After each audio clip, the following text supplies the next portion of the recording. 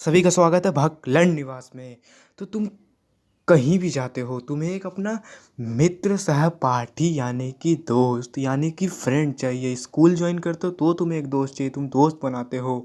Tuition join करते हो तो भी तुम एक दोस्त बनाते हैं हो, और कहीं घूमने जाते हो तो भी एक दोस्त बनाते हो। और अगर बुरा काम करते हो तो भी एक अपने एक दोस्त को लेके जाते हो कि अगर मैं लदूं तो उसको भी लदवाता हूँ, लेते जाऊं।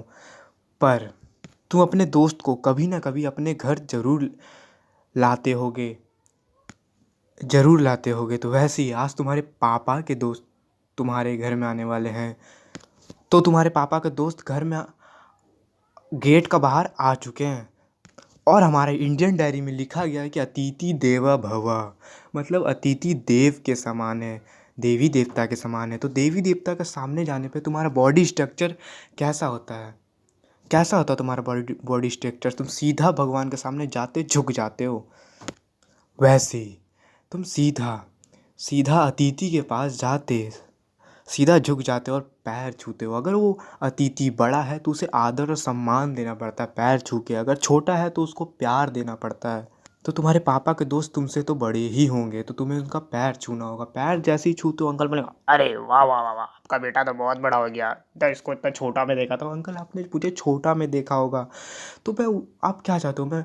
मैं उतने ही हाइट का रहूँ, मैं लंबा भी ना हूँ, क्योंकि उन्हें लंबा होने में प्रॉब्लम, अगर ज़्यादा छोटा हो ना। अरे अरे, आपका बेटा बहुत छोटा हो गया। इसको नौकरी में बहुत दिक्कत होगा। हर चीज़ में दिक्कत है, मतलब लंबा भी ना हो, मैं जब बौना बन के सर्कस में काम करता रहा हूँ। उसके बाद कोई कोई अंकल तुम्हें आशीर्वाद के तौर पे एक चुम्मा देंगे, गीली होंठ वाला। होंठ मोटा सा, उसमें खैनी अटका हुआ, उसमें से बगल बगल दाढ़ी, आय हाय हाय हाय, वो चुम्मा, छी छी छी छी छी छी छी। उस चुम्मा को मैं याद भी नहीं करना चाहता हूँ। पूरा गाल में से लगता है दाद आ गया हो, ऐसा लगता है उसको कितनों भी क्रीम से धो लूँ या फेस वॉश से मिटता ही नहीं वो दाग। उसके बाद घर घुसे भी नहीं पाए। अरे बड़े बेटा, बेटा तुम्हारा पढ़ाई का तो चल रहा। अगर तुम बोलते हो ए वन सिर्फ टॉपर लोगों के लिए बना, हम लोगों के लिए नहीं, हम लोगों के लिए कल ठीक ठाक। अगर तुम बोलते हो ए वन पढ़ाई चलता, अंकल बोले बेटा ये थोड़ा क्वेश्चन सॉल्व कर दो। अगर तुम सॉल्व नहीं कर पाते हो तो सोचो, अगर तुम्हारे पापा के ऑफिस फ्रेंड हुए तो तुम्हारा पापा का कहाँ इज्जत रहेगा। तुम्हारे पापा उस समय कुछ नहीं करेंगे, सीधा फ़ोन करेंगे तुम्हारे टीचर को, मिलेंगे। हेलो, इसका एक्स्ट्रा क्लासेस बढ़ाओ, ठीक है। सर छोड़ के बाद बाकी सारा जगह में तेल लगा के तो पेल दो अच्छा से। ठीक है, तुम्हारा ऐसा हाल हो जाएगा। उसके बाद ये तो ज़रूर पूछेंगे, बेटा इस साल तुम्हारा कितना है बेटा रिजल्ट में? रिजल्ट के बारे इसलिए पूछते हैं कहीं उनका बच्चा से ज़्यादा नंबर तो हमारा नहीं आ गया। उसके बाद कोई को अंकल तुमसे जनरल नॉलेज पूछेंगे, हमारा देश के बारे में क्या क्या विचार है। तो कोई कोई अंकल बोलेंगे, बेटा इस बार जनसंख्या कितना है? अरे अंकल आपको जनसंख्या से क्या काम है? यहाँ एक एक आंख बंद करता हूँ तो बेटा एक बच्चा पैदा होता है, तो क्या मैं उसका घर जाके गिनता फिरूँ? हैं? आपको क्या काम है? आप अब उनका घर जाके खुशियाँ बांटना चाहते हो? क्या काम है? अपना काम से काम रखो ना। जनसंख्या कितना है? और बेटा पानी का प्रतिशत, पीने योग्य पानी कितना प्रतिशत? अंकल आपको उससे क्या काम है? जब आप लोग पीने का पानी को फुल्ली बर्बाद करते हो, गाड़ी धोते हो पीने का पानी से, तब कोई दिक्कत नहीं है। पर तुम्हें पीने का पानी का प्रतिशत जानना, तुम लोग तो सबसे ज़्यादा घटा रहे हो ना। उसके बाद तुमसे पूछेंगे, बेटा तुम्हें तुम्हारा फेवरेट सब्जेक्ट कौन है? तो मैं बोलूँगा अंकल बायोलॉजी। ओह बेटा बायोलॉजी। बायोलॉजी के पिता कौन है? जॉनी एडवानी, अच्छा कोई होगा। अंकल जानते नहीं तो ही बोल देंगे हाँ ठीक है बेटा। अब बेटा बायोलॉजी की माता एंजल एडवानी। बेटा दोनों सिमिलर है क्या? हाँ हाँ अंकल, दोनों सिमिलर है, कोई अंतर नहीं है। दोनों दोनों साथी सहयोग, दोनों दोनों तो अपने आप का मदद करते हैं अपना। ओह बेटा वाह वाह वाह, बहुत अच्छा विचार है। अरे वाह शर्मा जी, आपका बेटा तो बायोलॉजी के बारे में बहुत कुछ जानता है। बेटा बेटा प्रैक्टिकल कर दो। हाँ अंकल, आपका बेटी की ज़रूरत पड़ेगा, ऐसे नहीं हो सकता। ओह ठीक है, मेरी बेटी तो नहीं, अगली बार आएगी तो बेटा। बेटा अगले बार आएगी तो पक्का तुम्हें प्रैक्टिकल करने बोलूँगा। हाँ हाँ अंकल, कोई दिक्कत नहीं है। उसके बाद तुम देवी देवता के पास जाते हो तो क्या, देवी देवता के पास क्या लेके जाते हो? नारियल लड्डू। तो तुम्हारे मेहमान अतिथि आए हैं तो उनको ऐसे खाली हाथ तो नहीं भेजा जाएगा, उनके लिए कुछ ना कुछ हल्का नाश्ता लेके आया जाएगा। जो बिस्कुट तुमने सिर्फ टीवी में देखा होगा, टीवी का ऐड में देखा होगा, ये बिस्कुट आया रहता है घर में। और जो मिक्सचर सबसे टेस्टी मिक्सचर होता है, जो मिक्सचर तुम्हें मम्मी खाते हो अगर तुम्हें पकड़ ले तो तुम्हारी जान ले लेती, वो मिक्सचर निकलता है पैकेट फट के। उसके बाद उसको परोसा जाता है, फिर मेहमान का ओवर एक्टिंग शुरू होता है। अरे कोई कुछ नहीं बोले, अरे भाभी आप कुछ मत बोलिए, बेटा मेरे साथ बैठो, मेरे साथ बैठो, खाओ खाओ खाओ बेटा खाओ।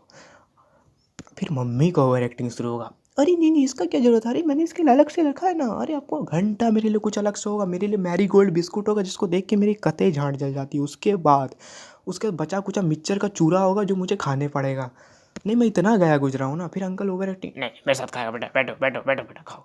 और जैसे ही मैं खाने के लिए हाथ बढ़ाता हूँ अंकल एक मुट्ठी मार के पूरा पेट भर लेता है और मेरे लिए कुछ भी नहीं बचता। उसके बाद मेहमान को थोड़ा आराम करने दिया जाएगा कि मेहमान को फिर भारी नाश्ता दिया जाए, उसके बाद पानी उनी दिया जाएगा, मेहमान आराम करेगा, ठीक है।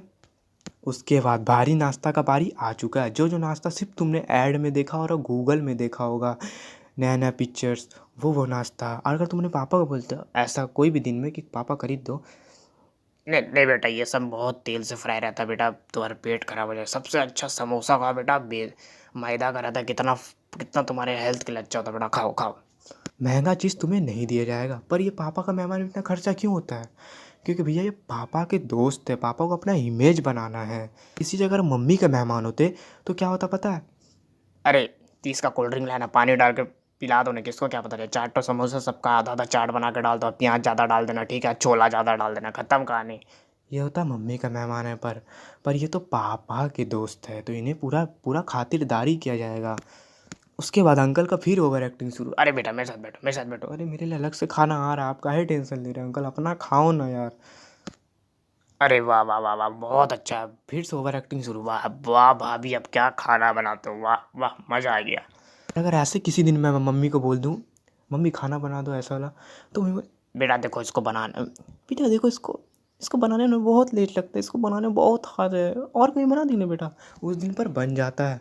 उसके बाद आखिरकार शाम होता है और मेहमान को धूप में इसलिए नहीं भेजा जाता कहीं मेहमान जाते जाते काला ना पड़ जाए, तो उसे शाम को भेजा जाता।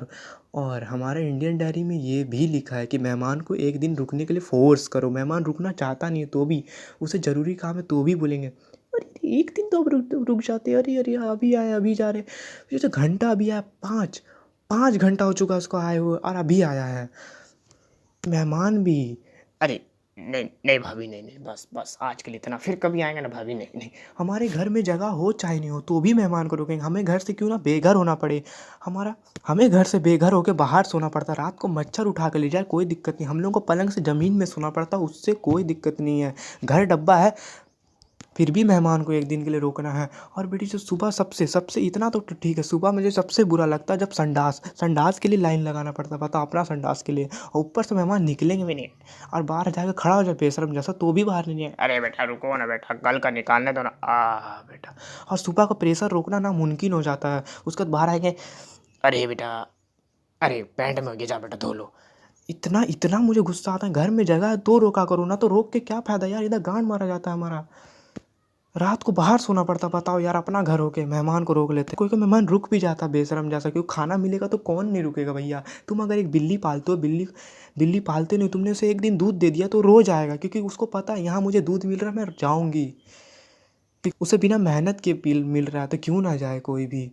उसके बाद कोई कोई मेहमान घर की स्थिति देख के चला जाता है, और मेहमान जैसे ही जाता है, जिस चीज़ का मुझे बेसब्री से इंतज़ार रहता है, मतलब उस चीज़ को मैं देख के दिमाग में कैलकुलेट करना शुरू करता हूँ कि ये खाना, ये पीना है और ये लेना है। अब तुम लोग समझ गए होगे पैसा। अब तुम बोले भाई आपको पैसा नहीं मिलता क्या? मिलता है ना भाई, मुझे महीने का 50 रुपये मिलता है, जिसमें दाँत खात खुजली मिटाने का क्रीम भी नहीं आता। पता है तुम्हें क्या होगा यार 50 रुपये से? 50 रुपये में अगर चाउमीन भी आता है ना तो उससे आँख भरता है, पेट नहीं, ठीक है। क्या फ़ायदा है 50 रुपये लेके। और तुम लोग कोई बोलोगे भाई मैं तो पैसा दे देता हूँ घर में, मैं नहीं देता भाई, जिसको अच्छा लगे नहीं लगे। तुमने एक सोचो, तुमने एक बहुत लंबी लाइन में रख के एक फूड लिया, अब फूड आधा लाइन में गिर गया, ठीक है, और तुमसे घर आकर खाते हो, तुमसे कोई मांग लेता, तुम्हें कैसा लगेगा? गुस्सा आएगा कि नहीं? तुम बोलोगे कि नहीं अरे यार इतना देरी मैंने खड़ा होकर लिया, अब बांटना ही पड़ेगा? बुरा लगे, दिल से बुरा लगता है, मुझे भी लगता है भाई पैसा देने में, क्योंकि मुझे सिर्फ 50 रुपये मिलता, और इसीलिए पैसा मिले तुरंत भग जाओ। उसका मेहमान तुम्हें पैसा देता है और मेहमान उसमें भी ओवर एक्टिंग करेगा। अरे बेटा ले लो नहीं नहीं नहीं नहीं। और फिर मम्मी का ओवर एक्टिंग शुरू। अरे नहीं नहीं नहीं नहीं, इसको पैसा मत दीजिए, नहीं नहीं। अरे यार जब दे रहा तो देने दो। अंकल को अंदर से बिल्कुल मन नहीं है, अंकल को अंदर से बिल्कुल मन नहीं, पर इंडियन डायरी में लिखा गया है कि किसी घर जाओ तो बच्चे को है तो उसे 50 या 100 रुपये दे ही दो। पर मम्मी को ओवर एक्टिंग शुरू। अरे नहीं नहीं, इसे देने की कोई जरूरत नहीं नहीं नहीं नहीं। ऐसे करते करते अंकल हाथ में थमा के चला जाता है। उसके बाद मम्मी मुझे देखती है, मैं मम्मी को देखता हूँ, फिर मुठभेद होता है और पैसा छीना जाता है। हाँ तो यही है तुम्हारे पापा का दोस्त आने पर कहानी। और अगर तुम्हें वीडियो अच्छा लगता है वीडियो को लाइक शेयर सब्सक्राइब कर दो यार, और ज़्यादा से ज़्यादा शेयर करो।